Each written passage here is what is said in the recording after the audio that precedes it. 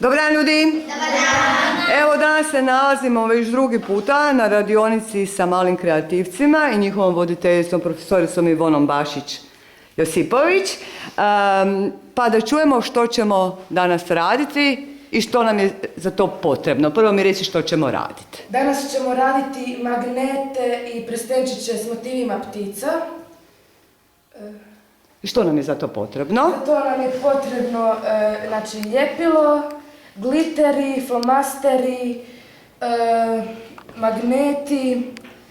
Ovdje imamo i kamenčiće koje smo u prethodnoj radionici iscrtali. Dobro. I to je već na to. Dobro. Ringovi, konturne boje, ringići za prstene. Jasno, da bi uopće mogli dobiti prstene. Dobro, recite učiteljice. Ovo ljepilo. Ljepilo, jasno. Dobro, to će raditi samo ove veliki, to pticoljubce vi nećete, kao ni prošli puta, ono što smo radili, što nije za vas, nećete raditi. Ljudi, sretno, baj, vidimo se na kraju.